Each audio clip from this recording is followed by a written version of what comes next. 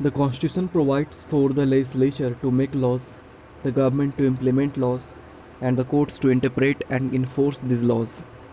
While the judiciary is independent from the other two branches, the government is formed with the support of a majority of members in the legislature.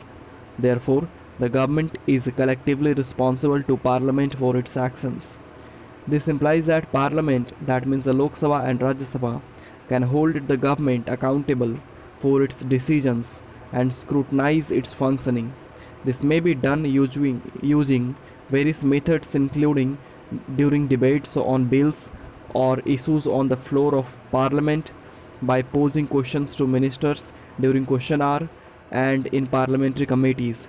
Now, if you talk about the importance of parliamentary accountability, so the maker of our constitution made sure that each arm of power would be held accountable for its actions by the others. By this logic, the executive is accountable to the legislature for all its actions involving the implementation of laws or policies. The parliamentary debates on policies and amendments procedures by which the legislature gets various points regarding the laws and policies clarified and sometimes amended if necessary. Land acquisition bill was not passed. The second point is like the control of the legislature over the spending of the government monies through various committees set up for this purpose. Parliament control over taxes which cannot be imposed without the consent of the parliament. Control over major moves by the government like appointment of the president, amendment of the constitutions, declaration of war, accountability of the council of ministers to the parliament, and the ability of the parliament to express its loss of confidence in the current government.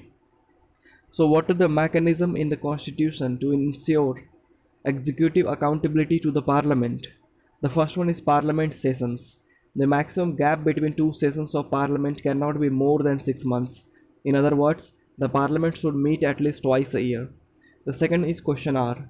So, one of the forums of holding the government accountable for its actions is the question hour.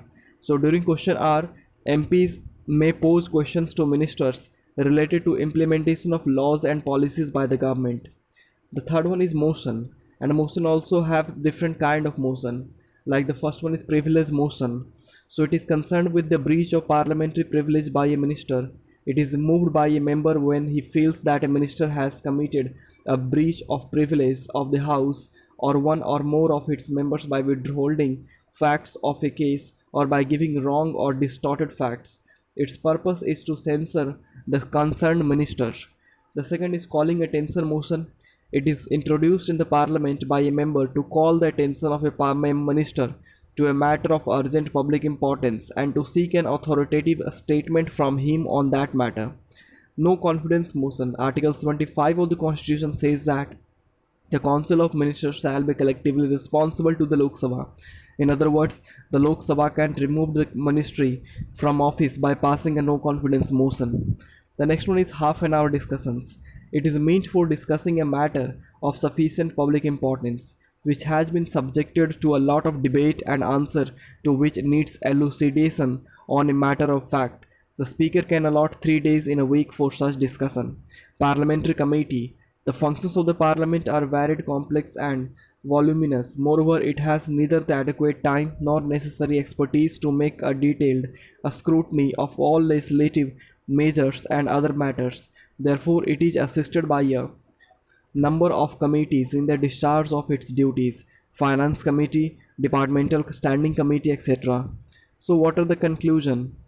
So, under the Constitution of India, the relationship between the executive and the parliament is based on mutual trust and confidence.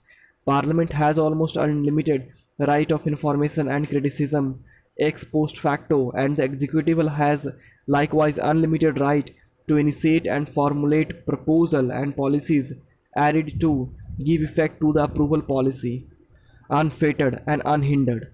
So, in essence, Parliament must respect the executive and the executive must feed parliamentary influence all the time. So long as this equilibrium is maintained, there is every reason to believe that the government of the country will be carried on in accordance with the wishes of the people. The success of our system lies in our having, in the fact, this happy balance and bending.